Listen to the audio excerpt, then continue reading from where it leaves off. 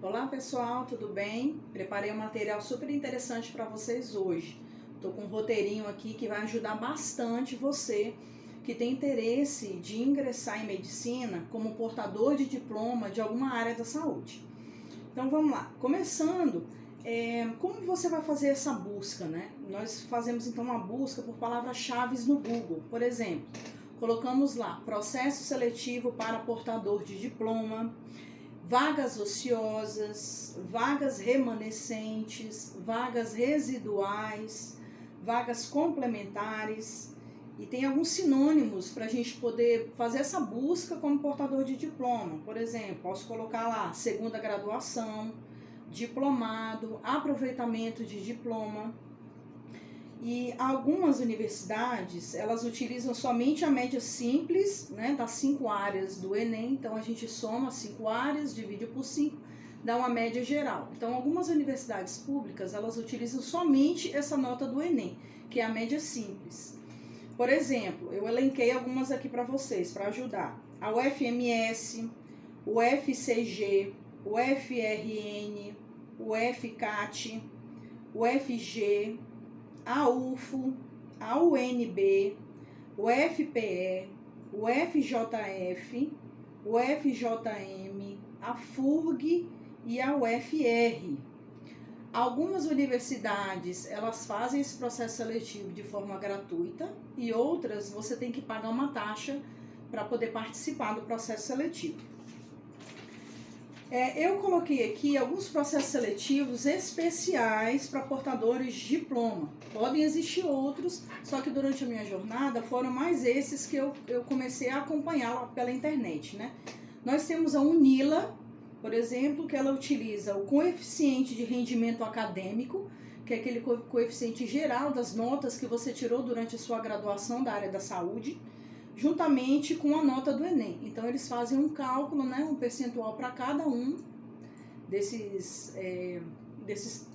termos que ele utiliza e dá uma média para ver, né, se você for aprovado ou não.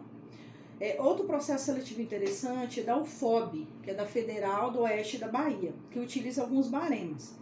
Ela utiliza, por exemplo, uma pontuação maior para quem tem um diploma dentro da área de conhecimento da saúde.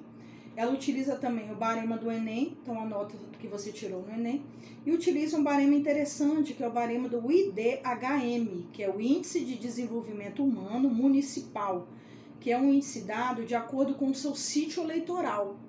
Então, algumas regiões que são mais próximas lá, né, da cidade de Barreiras, que é o campus que fica medicina, quem mora mais naquela região, então tem uma pontuação maior, por exemplo. Outro processo seletivo que muito poucas pessoas que são portadoras de diploma conhecem é o processo seriado do SASE, que é da Universidade Federal do Vale do Jequitinhonha e Mucuri. E os campos de medicina ficam na cidade de Diamantina e Teoflotone.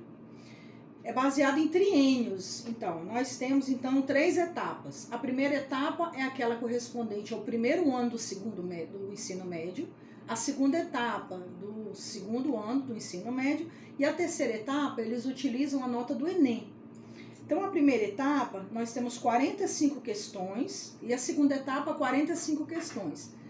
Aí você tem que ir presencialmente fazer essa prova. E aí você pode, por exemplo, fazer as 2 etapas em um ano só. Na parte da manhã você faz a da primeira etapa e na parte da tarde a segunda etapa. E é dividido em 4 blocos. O bloco 1 nós temos linguagens com 15 questões, bloco 2 matemática com 10 questões, bloco 3 de humanas com 10 questões, o bloco 4 de natureza com 10 questões. E a parte de redação, você só faz a redação do Enem que compõe a terceira etapa. Inclusive, eu acho bem interessante, né, essa prova da SASE, porque ela contempla questões do ensino médio e quem é formado, né, quem já terminou o ensino médio, pode fazer. Um dos poucos vestibulares seriados em que quem já terminou o ensino médio pode fazer essa prova. Outro processo seletivo é o da URCA, a Universidade Regional do Cariri, que fica no campus Crato, no Ceará. O nome do processo seletivo é chamado de graduados e transferidos, e as etapas da seleção são as seguintes. A primeira etapa é a análise da sua documentação, então seu histórico escolar, seu diploma.